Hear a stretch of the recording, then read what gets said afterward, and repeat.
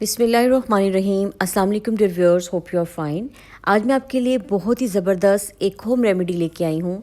जिन लोगों के जॉइंट में पेन रहता है, नज़र का मसला है, मसल्स में पेन रहता है, ये मेरी रेमेडी आज की उनके लिए है और इतनी इकनॉमिकल बजट फ्रेंडली है कि आप इसको बहुत आसानी से और चंद मिनटों में तैयार करके पूरा महीने के लिए स्टोर करके आराम से इस्तेमाल कर सकते हैं।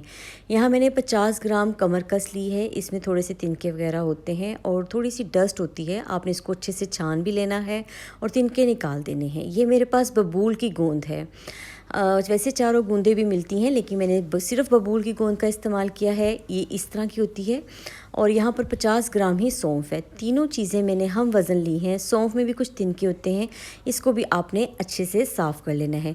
जिनकी नज़र कमज़ोर है या हाजमे का मसला है, ये सौंफ उनके लिए बहुत ही फ़ायदेमंद है।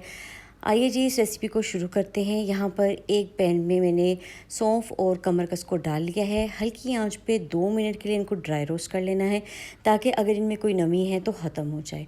बहुत तेज़ आंच पे नहीं करना, हल्की आंच पे करना। और जैसे थोड़ी सौंफ की खुशबू आने लगे, आपने फ्लेम ऑफ़ कर देना है। आपने इन चीज़ों को जलाना नहीं है, सिर्फ ड्राई रोस्ट करना है और इसमें किसी किस्म का घी या ऑयल का इस्तेमाल नहीं करना। तकरीबन 2 मिनट हो गए थे और ये बहुत अच्छी सी खुशबू आना शुरू हो गई थी। अब हम इसको किसी खुली प्लेट में डाल के रख लेंगे और इसको ठंडा होने देंगे। अब बारी आती है बबूल की गोंद की। आपने पैन में सिर्फ 1 खाने का चम्मच देसी घी का इस्तेमाल करना है। देसी घी हो तो बहुत अच्छा है, वरना आप कोई भी वनस्पति घी इस्तेमाल कर सकते हैं। ऑयल में आपने इसको नहीं फ्राई करना। अब यहाँ पर मैंने गूंद को तोड़ लिया था ताकि ये आसानी से फ्राई हो जाए। आप देखेंगे कुछ ही देर में मुसलसल चम्मच चलाते हुए जब हम इसको फ्राई करेंगे तो ये फूल के सफ़ेद सी हो जाएगी।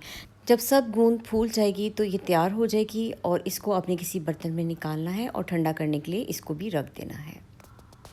जब सौंफ और कमरकस अच्छे से ठंडा हो जाएगी तो फिर इस वक्त आपने इसको मिक्सी जार में डालना है, जिसमें हम गरम मसाला वगैरह बनाते हैं, और आपने इसका अच्छा सा फ़ाइन पाउडर बना लेना है।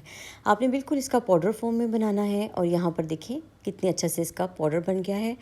अब ये गूंद है तो ये देखें, जब ये फूल जाती है ना तो ये बहुत आसानी से इस तरह टूट जाती है।